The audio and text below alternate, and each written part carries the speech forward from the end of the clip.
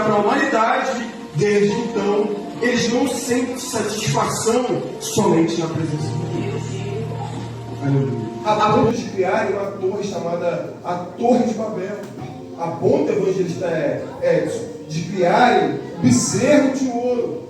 E todas as vezes que a humanidade não é preenchida somente com a presença de Deus, eles procuram alguma coisa lá fora para se preencher.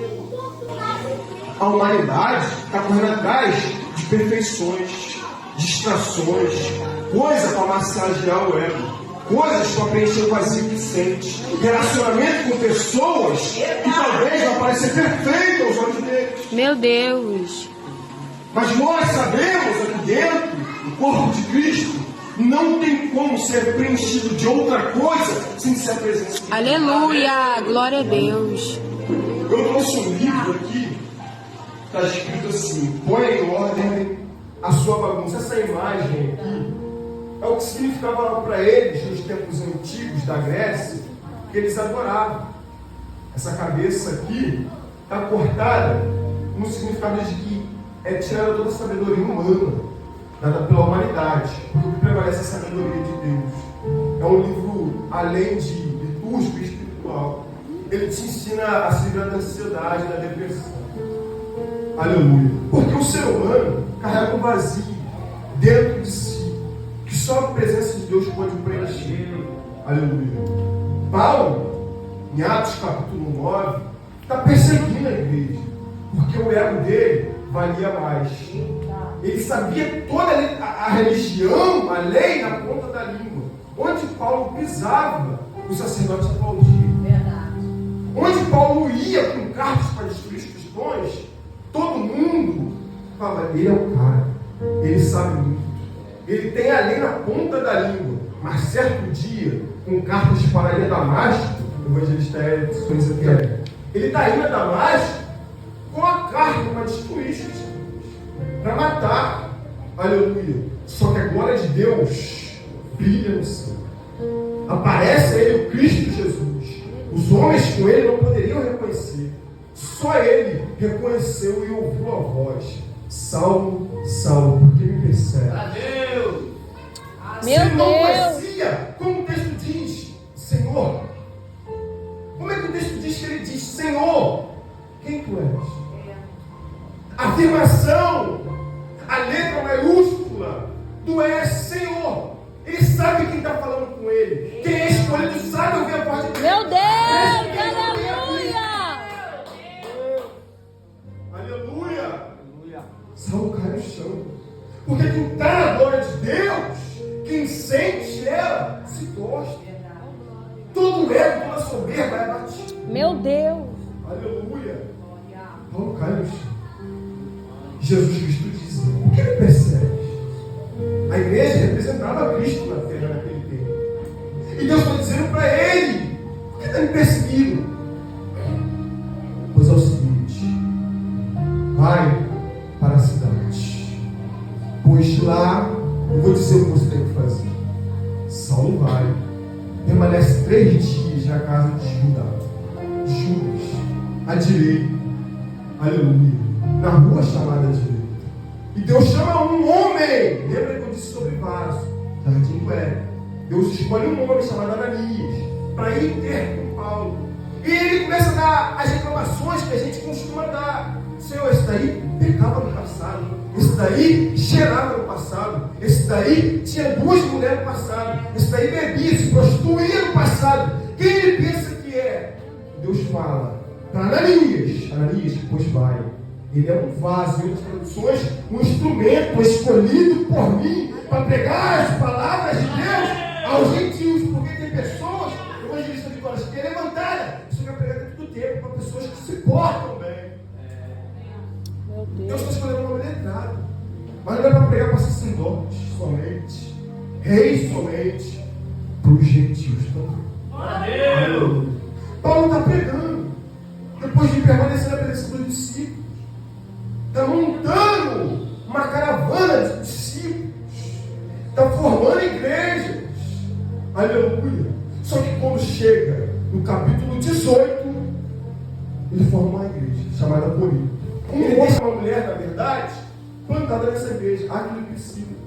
E vai continuar a sua missão. Mas ele começa a receber cartas, dizendo: o povo está se pervertendo, o povo está se desviando da fé verdadeira, o povo não está aceitando o verdadeiro evangelho que você disse para a gente, você pregou. A mensagem de Paulo era uma: Cristo morreu, ressuscitou e vai vir buscar a igreja. Cristo morreu, ressuscitou e vai vir buscar a igreja. Cristo morreu, ressuscitou e vai vir buscar a igreja lavada e remida ao sangue do Cordeiro. A mensagem dele não tinha curva. Só que, quando a gente olha para a Grécia, vamos ver algumas coisas que penetravam numa humanidade que carregava um vazio. Por quê? A galera de lá não queria mais ler Bíblia, não queria mais orar, não queria jejuar, não queria dar voz a Áquila e Priscila, porque era um casamento, e a mulher não tinha muita voz naquela época. Então eles viam Áquila e Priscila dominando a igreja e diziam: eles não podem pregar, queremos ouvir outra pessoa. Surgiu um rapaz chamado Apolo, que tem uma eloquência muito adorável aos olhos deles. Aí eles começam a dizer: somos de Apolo, somos de Paulo. Eles estão escolhendo agora pregadores para si. Quem é melhor, quem faz mais, quem prega mais. Meu Deus! Aleluia. Só que Paulo está escrevendo para eles: foi Apolo que morreu na cruz por vocês? Foi eu que morri na cruz por vocês? Não foi Cristo Jesus. Tome uma postura de crente e parem de se corromper com pessoas que você vê na internet pregando, porque eles não morreram na cruz por vocês. Aleluia. A mensagem de Paulo era Cristo, mas a mensagem de Apolo agradava os ouvidos deles. E todo ser humano, Diácono Jorge, gosta do que é novo. Jonathan, mostra isso. Vocês lembram quando o Supercompras reinaugurou? Lotou. Lembra quando aquele lanche da Pati surgiu lá fora? Lotou. O ser humano gosta de buscar o que é novo. O ser humano gosta de buscar aquilo que preenche. Por isso que a humanidade sempre vai procurar coisas inovadoras.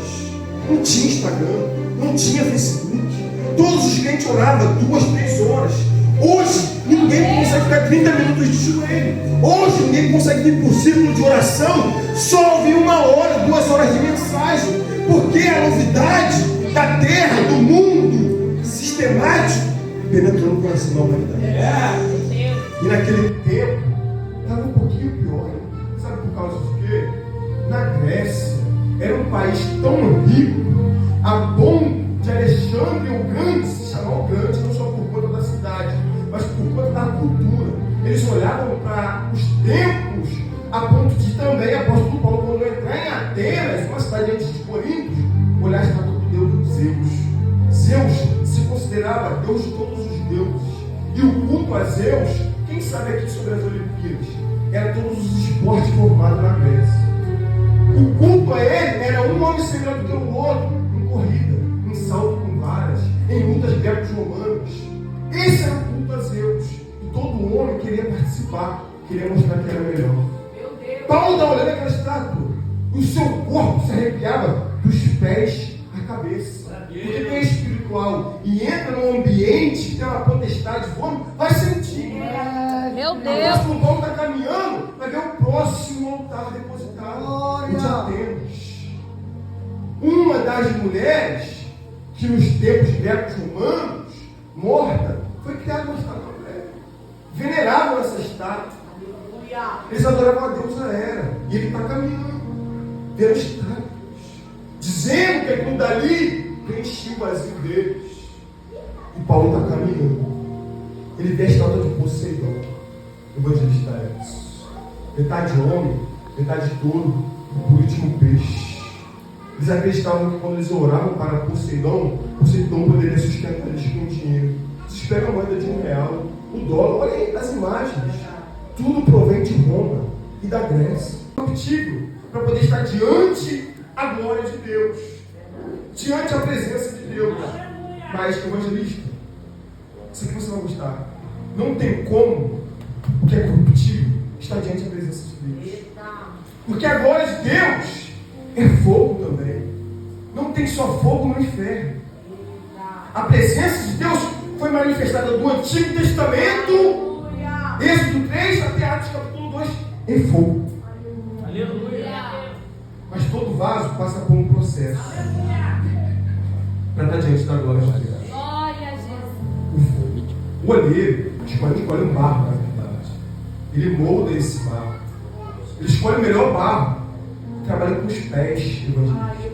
Porque antes de formar, ele precisa amassar. Quando ele trabalha com os pés, ele está amassando o barro. Para ficar da forma que ele quer, pastor. Não é da forma que nós queremos. O olheiro trabalha esmagando, tocando no que fere, no que dói. Você nunca se perguntou porque as coisas nunca acontecem no tempo que você quer? Nunca se perguntou porque a porta fecha? Porque o casamento às vezes está em guerra? Porque às vezes um filho não te respeita? Porque a sociedade te persegue? É Deus trabalhando no silêncio. E o processo dos pés vem para as mãos. A delicadeza. Ele trabalha por dentro e por fora, moldando da forma que ele quer. Mas depois do processo de moldar, precisa ser aprovado. Ele bota dentro da fornalha, dentro do fogo, para saber se vai resistir o fogo de Deus. O apóstolo Paulo passou por naufrágio, perseguição, picado por serpentes. O povo de Beré não queria escutar a mensagem dele, expulsaram ele da cidade. Ele está pregando o evangelho. E ele entende que o que ele está fazendo não é sem vão de acontecer. Ele entende que ele não está pregando à toa. Ele entende que não está escrevendo cartas à toa. Ele entende que não está ensinando presbiterados à toa. Vai ter uma recompensa. E a recompensa que o apóstolo Paulo está falando aqui não é coroa. Não é somente ser salvo. É poder olhar para Cristo que morreu na cruz. É a presença de Deus. É estar diante de um fogo que poderia nos consumir, mas vai nos abraçar, vai nos dar uma moradia. E qual é a segunda coisa, Jonathan? O povo estava adorando uma deusa tão pagã, chamada Afrodite, que o seu templo, onde aconteciam os seus cultos, foi considerado uma das 7 maravilhas do mundo. De dia, elas ficavam tendo relações entre elas mesmas. Durante o cair da noite, elas saíam nas ruas com seios mostrando para todos os homens.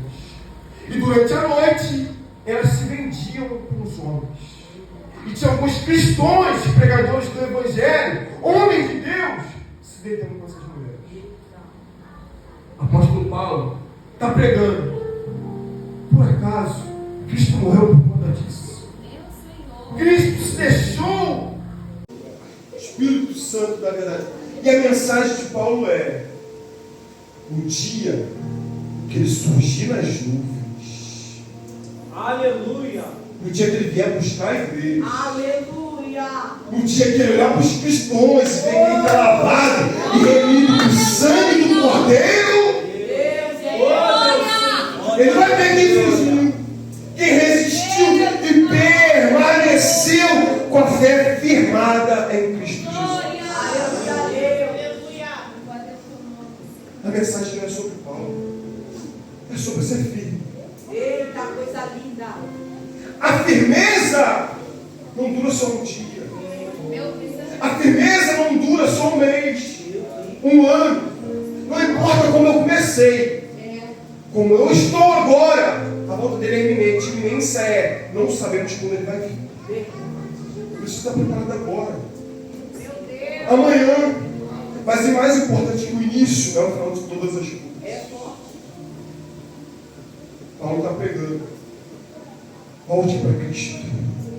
E não é aceitar Ele como Cristo Jesus, não. É o teu coração. Apocalipse capítulo 2. Lembra do teu primeiro amor? Sabe por que você está se perdendo nas doutrinas de alguns pregadores aí fora, Coríntios? Vocês não lembram do primeiro amor. Vocês não lembram de onde que vocês caíram. Vocês não lembram quando Jesus chamou vocês. Vocês não lembram o que Ele fez por vocês. Vocês não lembram quantas vezes Ele disse: mesmo pecando, mesmo errando, você é meu filho e eu te amo.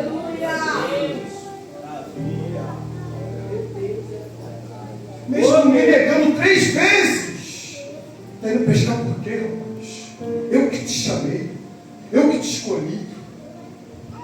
Está negando a fé diante de todo mundo, por quê? Vocês não lembram o que ele fez por vocês? Vocês não lembram quantas vezes ele disse, mesmo pecando, mesmo errando, você é meu filho, e eu te amo.